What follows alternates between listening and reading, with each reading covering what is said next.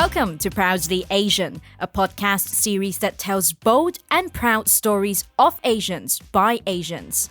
I'm Isabel Wong, a financial journalist who wants to uncover the many Asian stories around us that are waiting to be told. There's never just one way to look at Asians. This podcast will take you through a deep dive into the life stories, struggles, and triumphs of young Asians around the world.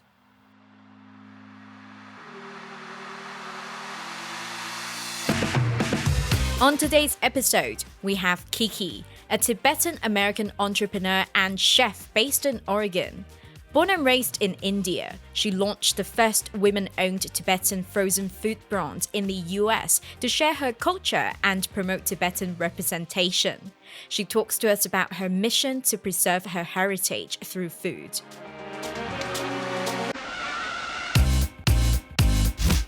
Welcome back to another episode of Proudly Asian. And this month is our very own Proudly Asian Foods Month, where we will be in talks with Asian chefs and food entrepreneurs from around the world to learn more about Asian cuisines that aren't as well known. And this episode, we're very happy to have Kyikyi, the founder of Himalayan Dumplings, the first women-owned Tibetan frozen food brand in the US. Welcome to Proudly Asian, Kyikyi. How are you? Thank you so much, Isabel. I'm doing well. Thank you for having me. Yeah, it's great to have you. And I know that you've been really busy doing food stalls at different markets over the past few weekends. Can you tell us about how that is going for you? Yeah, it's certainly keeping me busy as a startup food company. Brand awareness is everything, and so that's what I'm working on right now. I just wrapped up a three-day event last weekend, and then just finished my first farmers market event today, we sold out within the first 30 minutes of the market opening. And I know that you put in a lot of hard work into it. And we are definitely going to talk more about your entrepreneurship journey later on in the conversation. But for our listeners who don't know much about you, could you tell us about your background? Who are you? What are you? And where did you grow up? Yeah, my name is Kyikyi, and I am an immigrant mom in the United States, a mother of two. They're half Tibetan and half Cambodians. I immigrated to the US a couple of decades ago. Before that, I grew up in Nepal and India as a Tibetan refugee, as most Tibetan refugees do. And yeah, by day, I'm a business development manager. And then by night or free time or weekends, I started my Tibetan frozen food brand, the first of its kind in the US. That's awesome. I mean, I just don't know how you juggle so many roles. Like as a mom, you have a day job, and then you also are starting your own brand. That's a lot of work. But you just mentioned you grew up outside Tibet in India and Nepal. I just want to get to know more about, what was the experience growing up in a Tibetan household in Nepal and India like for you? Yeah, for me, I didn't know any different, right? So I grew up in Nepal and India, and that's all I knew. But I also knew I had a very distinct identity that was not native to Nepal or India, that I was Tibetan, because I was raised by parents who had fled Tibet when they were little. So there were constant reminders, whether it's customs or traditions of food or, it was definitely a very integral part of my life. But I did actually go to boarding school. 9 months out of the year, I was in a boarding school in India. But the 3 months that I came home, it was an immersive Tibetan experience. That's interesting. So how many languages do you speak since you grew up outside Tibet?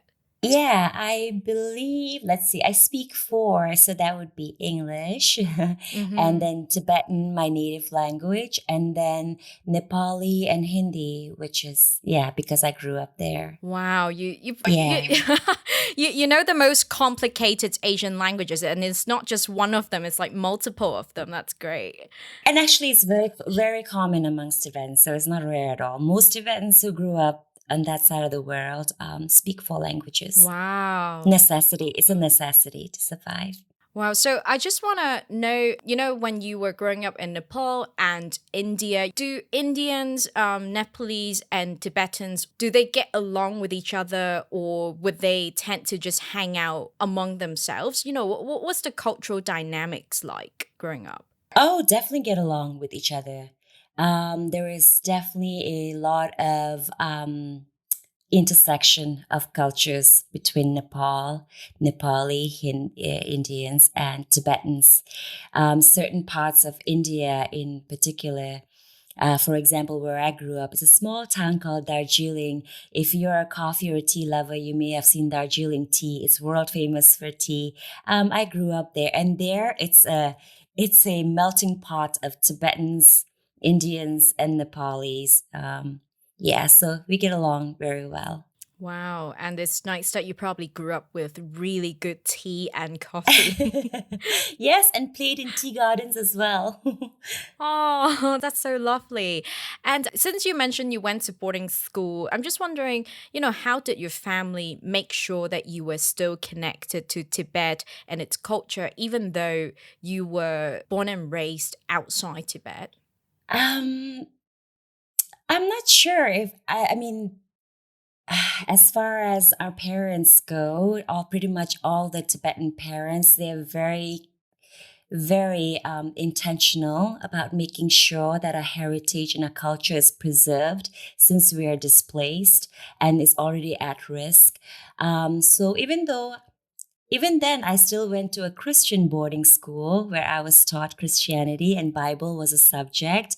But it was not a threat to my parents. They understood that English was also a necessity.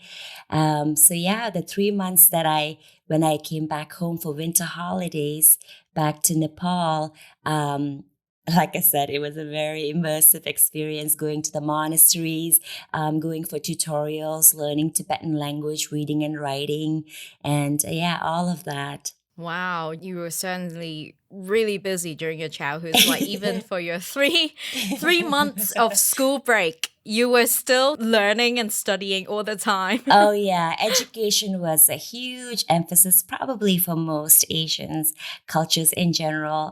In particular, for Tibetans, it was because my parents, they didn't necessarily have the education. A lot of my parents' generation, yeah, it was very, very important to them. They felt like that would be a way to enable us for success in the future. So it was a Mm. big emphasis on that. Of course, now you're in Oregon. You eventually ended up settling in Oregon. So, what prompted you to make that move to the US? Yeah, the reason why I came or immigrated to Oregon was because I was sponsored by a family that lived in Oregon. I was actually translating Mm. for them. They were interested in Buddhism, and so I was translating for them. And one day they asked me, "What is my dream? What I would like to do?" And I definitely didn't want to settle down and get married, which was fairly common once you graduate college. I didn't want to do that. I wanted to go to America. Yeah. and and yeah, next thing I know, I was here Mm. going to college. That's great. And I mean, it's so interesting because you mentioned you went to a Christian school and then you also worked as a translator in Buddhism for this family who sponsored you. I'm just really curious, have you ever learned any important lessons either out of your education in Christianity and Buddhism? I believe that at the core, every religion has good intentions. And along the way, people interpret it how they want to, right?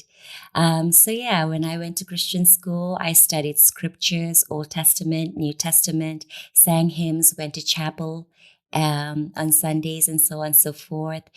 And then when I went home, I went to monasteries, learned scriptures, and so on and so forth. So every religion, although I'm a Buddhist by practice. I see the beauty in everything every religion has to offer. So And now, of course, you are also a mother, and your daughters are actually half Tibetan and half Cambodian. You know, how different are Tibetan and Cambodian cultures? And how are you connecting your daughter to Tibetan heritage since they were born and raised in the US? Would you make them study during their school breaks? oh goodness, I tried.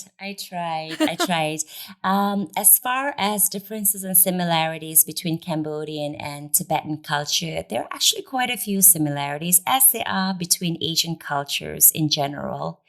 There are also differences in the sense that I think I've observed that Tibetans, even in diaspora, tend to be a lot more conscious about preserving our culture and our heritage. It's a lot more intentional effort.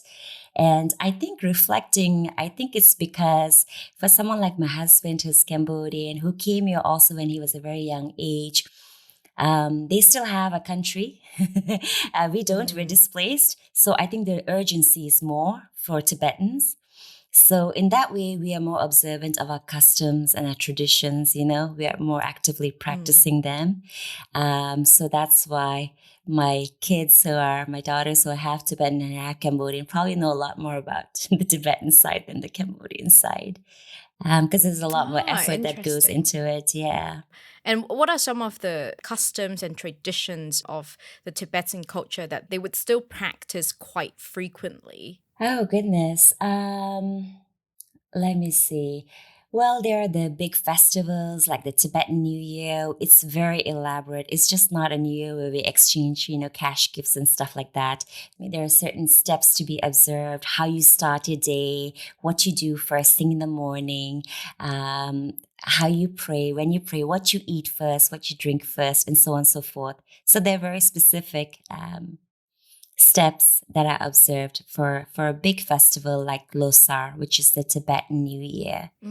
Um, Other than that, like going to monasteries or praying or observing what we call Sakadawa, where Tibetans try to observe being vegetarian, laying off meat, and so on and so forth. Yeah.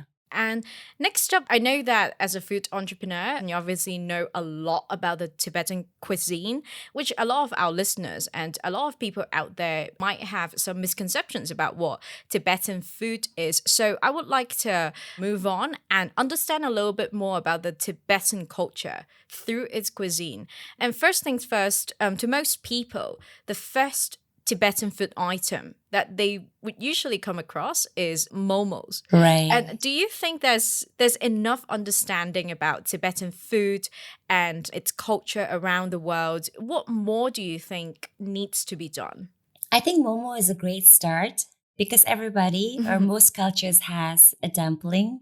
And so a dumpling is an easy concept to grasp, it doesn't seem so foreign. So I think Momo is a beautiful gateway to Tibetan cuisine in general and understanding. As far as Tibetan cuisine is concerned, it's fairly simple and straightforward because it's a reflection of the geography, right? Tibet being the roof of the world, very high altitude. It's mostly root vegetables, very hardy vegetables, a lot of barley, and a lot of dairy. And we actually also eat a lot of meat, which is a common misconception. Yeah, we eat quite a bit of meat, yak meat, and so on. So, we have a variety of noodles. I would love people to know more about our tukpa is what we call it. We have a very wide variety of noodle soups as well, which I plan on introducing sometime in the near future. For now, I started with momo because, like I said earlier, dumpling is a very easy concept to understand. And I think most people love dumplings anyway.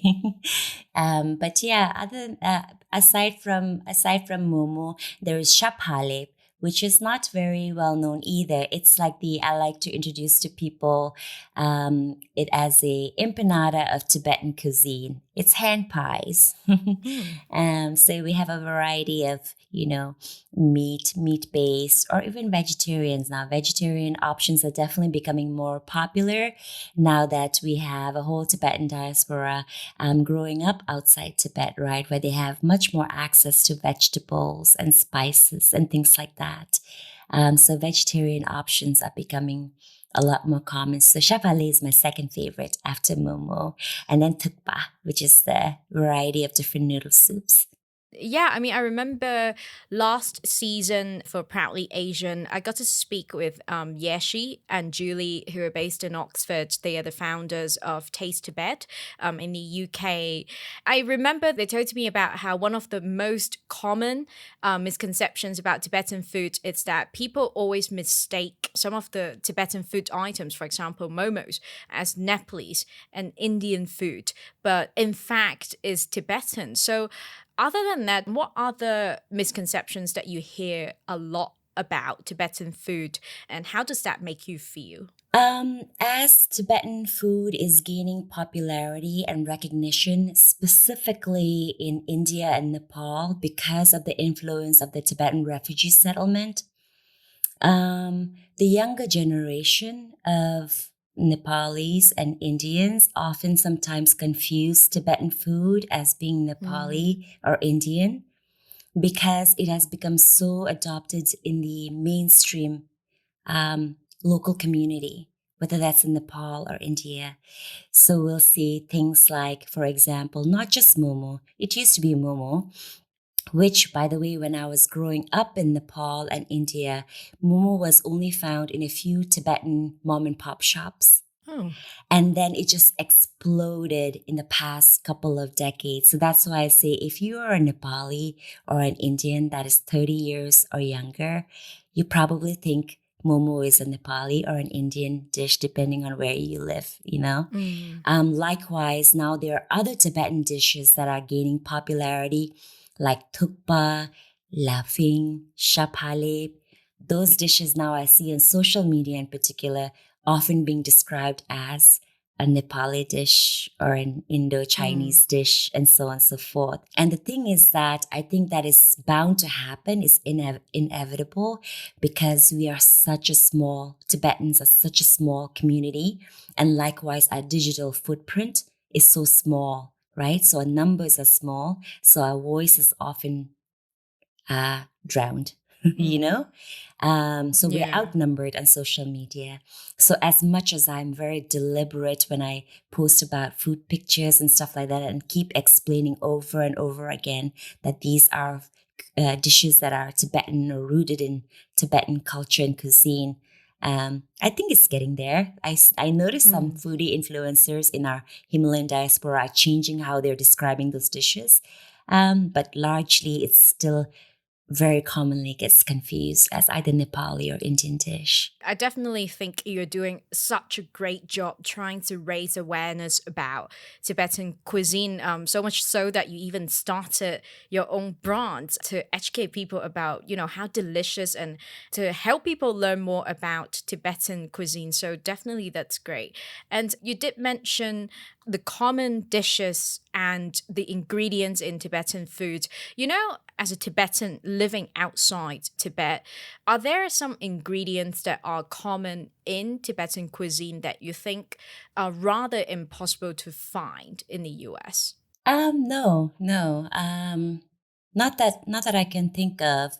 Our Mm, ingredients, yeah, our dishes are simple by nature. They're wholesome and simple. And probably the most common ingredient actually is what we call, what is largely known as Sichuan peppercorn, right? In Tibetan, mm, we call them erma. It is found, very commonly found in Eastern Tibet, or what used to be Eastern mm. Tibet. So erma is a huge, yeah, we use it in pretty much everything. Right. Yeah. And I know that Tibetans who live in Tibet also have yak meat Mhm. as a common ingredient for their food. Growing up, did you have much yak meat, or would there be some other meats to substitute if it was hard to find? We did actually it was because it was quite hard to access yak meat in Nepal. Mm, Every winter, I can't remember. Yeah, it must have been during my winter holidays because that's when I saw it. There is a stupa, a huge stupa in Kathmandu city called Bauda. mm, It is a very important stupa for Buddhists, Tibetan Buddhists. And there, around the stupa, we would have back in the 80s Tibetan nomads that would come across the border and bring yak meat and stuff like that to sell. Then they stopped. The Mm. borders got more strict and everything. But anyway, at that time, it was easily accessible. So yeah, actually, now that you bring that up, yak meat is very hard. And actually, you do get them in the US from certain states, but they're extremely Oh, expensive. wow. Extremely expensive. Yeah, yeah. I've had them once. It was a treat. Aw. But yeah, it's too expensive. It's, yeah, cost prohibitive. So there are actually homegrown yaks in the US. They're yak farms. Now, I would like to learn more about the brand that you started because it's a very important part of your journey raising awareness about Tibetan food. Because 6 years ago, you began selling Momo by setting up pop up food stalls in the US to raise awareness and help people learn more about the Tibetan culture. And you recently launched your frozen food brand, which is Himalayan Dumplings, selling handcrafted, ready to cook Tibetan hand pies and meat and vegan friendly momos. Can you tell us about how it all started for you, your whole entrepreneurial journey? Yeah. Earlier you had asked about my daughters, raising my half Tibetan and half Cambodian daughters. It actually started with them when I became a mom and I found myself in the position like, okay, now how do I raise half Tibetan and half Mm, Cambodian children? Even further, literally further removed from the, larger community. How do I raise them in a way where they can be connected to our Tibetan roots? And mm, yeah, yeah. And it was at that time that I found myself gravitating towards using Tibetan culinary heritage as a way to connect them to the Tibetan roots. And that mm, effort and that aspiration actually started evolving and growing. It was at the local night market when I saw there was no Tibetan representation. It started there. The community response was just mind boggling. It was overwhelming. And then that empowered me and encouraged me to dream a little bigger. And then I started exploring other mm. night markets in other parts of the state where I received equal, really strong community response. And then COVID hit, right? COVID hit, and oftentimes when I would do these pop-ups while I was doing my day job during the summertime, I would also do pop-ups, and I would constantly get asked, "How can I buy these outside of the pop-ups? Do you have a restaurant?" And so on and so forth. Mm. And I never set out to do anything like that. My aspiration simply was to introduce people to my Tibetan culture through my love language of food. That was it. And that still largely is the cornerstone of what I'm trying to do. But once COVID hit and all of the public events stopped, Mm. I went through a self-realization, I guess. And, I was always afraid. I secretly dreamed of launching a frozen food line, a first of its kind, in the US or whatever. But I didn't have the courage. I was so scared of failure. I didn't think I was capable of doing and like, oh, just, me. I'm in my 40s now. I'm an immigrant. I don't have any connections. I don't have any entrepreneur. There were all these stories in my head. I can't. Oh my goodness, it's too big. And when I found a little bit of courage to kind of start digging around to see what kind of regulations and process that would even look like, I got actually quite a few well-intentioned, I would say, feedback saying that this is just too big for someone of my stature. Wanting to enter the frozen food industry. It's just too big. That's why when we go to large big box stores here in the US, mainstream large stores, you don't really see mom and pop shop brands in the frozen food aisle Mm. because the regulations and the price, the financial barriers are so high, right? So Yeah. so and then what really pushed me over the edge was, I think one day I was looking up, I'm always doodling online to see what's going on, and I realized that there were quite a few frozen food brands in India and Nepal, and all of them were launched by non-Tibetan men. Mm. And that at that moment, I don't know, I just found this courage. I was like, you know what? I want to own our narrative. I want to tell our story. And, I'll give it my best and see what happens, but I'm going to start small. I don't have the financial resources or the connections to start big. But I will start small, and that's what I'm doing right now. I get lots of people saying, "Hey, how come you don't sell at stores?" And I've even had stores express interest, but I'm taking my time and taking baby steps. And so right now I'm selling direct to customer through my website.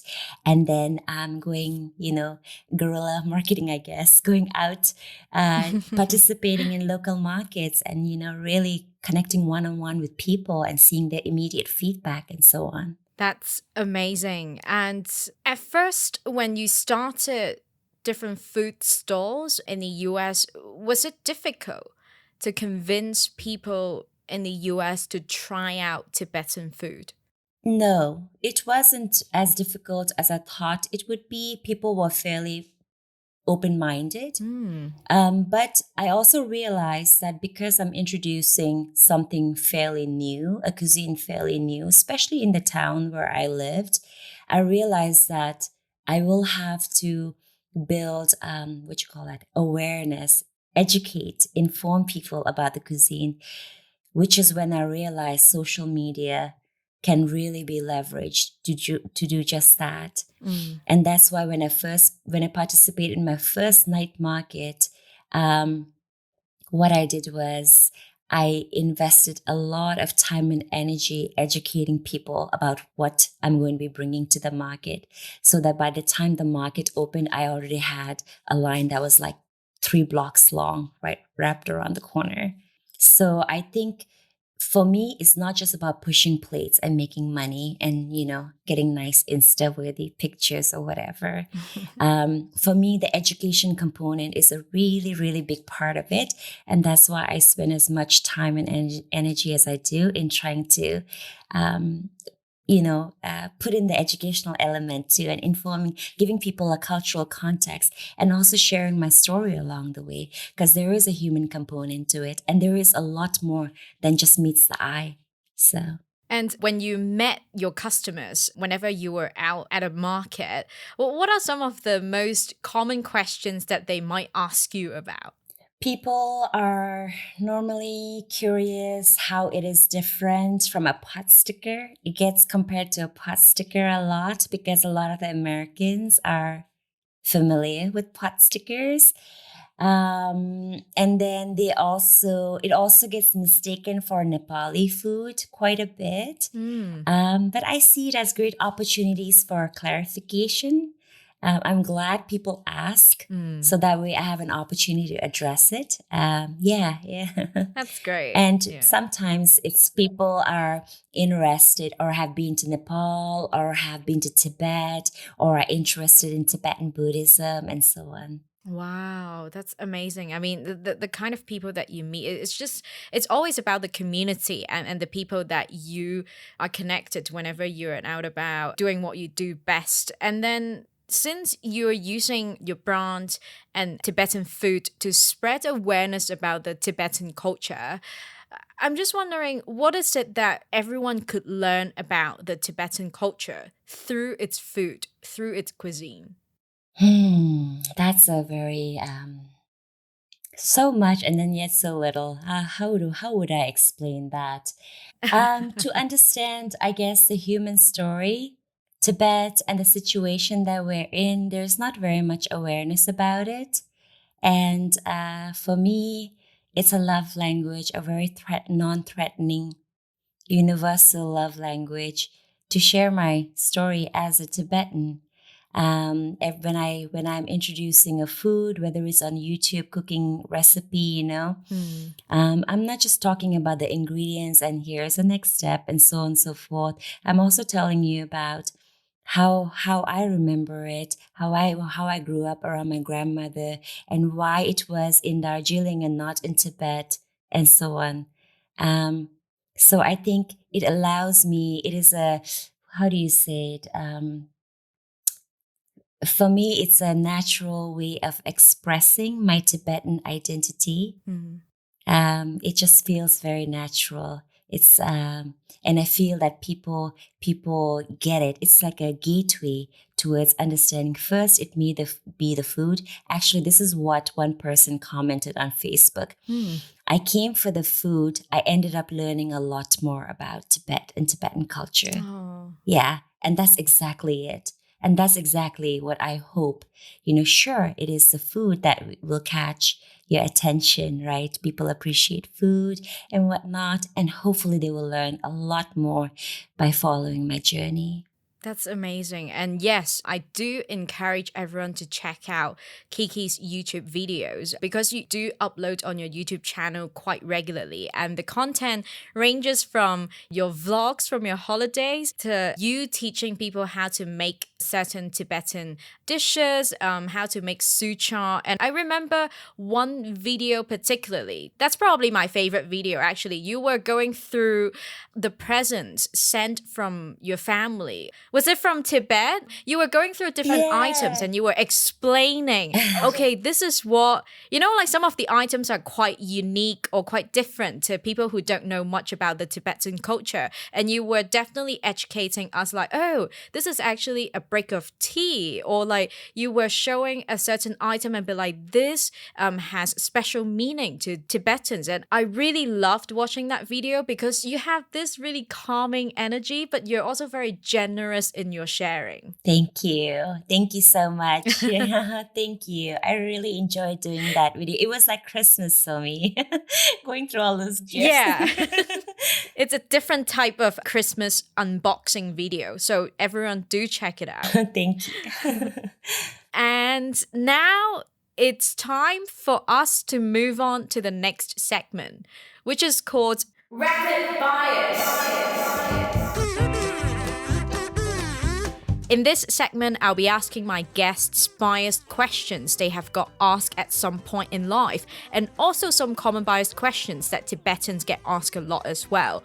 So, Kyikyi, are you ready? Sure. Okay, let's go. First question. You must be a vegetarian. Actually, I eat quite a bit of meat, as most Tibetans do. And next one. Have you ever climbed Mount Everest? Oh my goodness, this one I was asked, I think in my first week at the university when I immigrated here. And my gosh, I wasn't sure whether the person was joking or what, but I guess it was serious. But yeah, I don't know what I said no. But yeah, in hindsight, I was amused and I was quite shocked too that anyway, yes. In hindsight, you should have just said, yes, I have. I've reached the top. Oh, goodness, yeah. And next question. You are from Tibet. Namaste. Oh, yeah. Oh, my goodness. I get that a lot. And well-intentioned, And I say namaste back. And I also say tashi delek. Tashi delek is how we greet in Tibetan. Namaste in Nepali. Yes. Dashi delay. That's the one, not namaste. Mm-hmm. And next one, you meditate, right? Oh, I should do it more often, but I don't. I recently started trying to. Most Tibetans, younger generation, we don't. But although there is a renewed interest in doing more of that. So I'm trying. But no, I did not grow up meditating. And finally, did you meet the Dalai Lama? Yes, yes and no. Yes, I have from a distance, but it's like asking Catholics if they've met Pope, or assuming they've met the Pope. It's quite difficult to meet His Holiness the Dalai Lama. Thank you for playing this round of Rapid Bias, Kyikyi. Thank you so much, Isabel.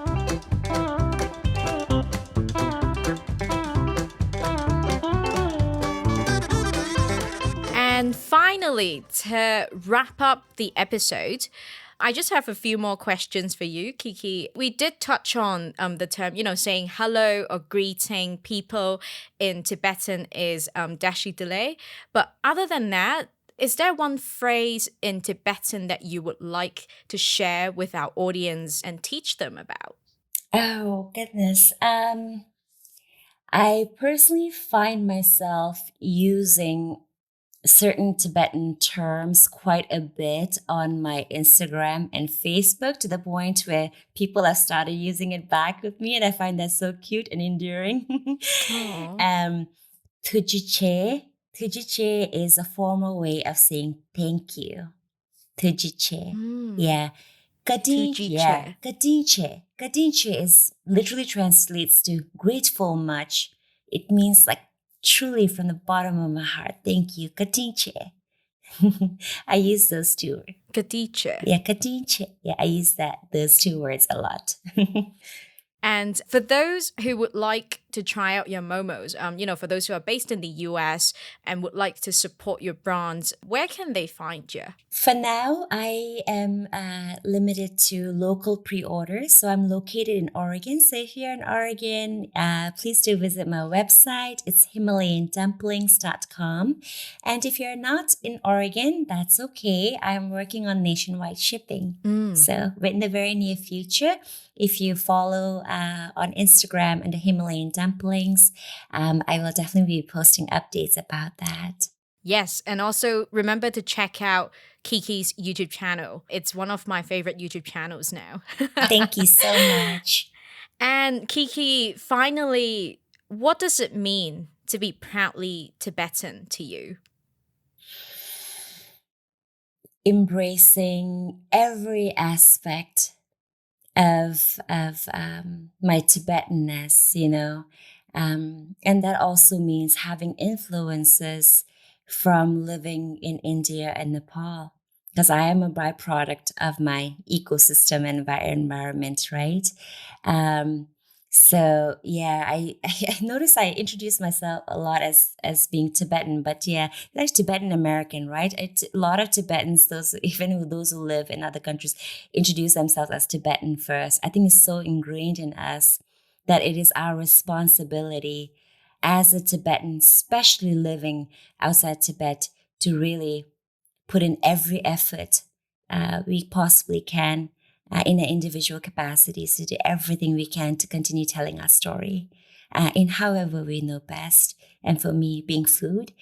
So for me, embracing all of that, being a displaced Tibetan, I'm very proud of being who I am, and I will continue to tell my story how I know best. Thank you so much for joining us on Proudly Asian and sharing your time with us after a busy day at the market Kyikyi Tujiche. Thank you. Oh, that's so sweet. Tujiche, Isabel. Have a good day.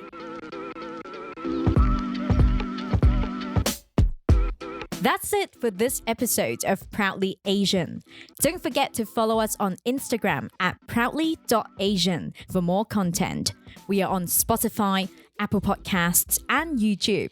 Leave us a 5-star review on wherever you get your podcasts. Thanks for tuning in and signing off for now. I'm Isabel Wong.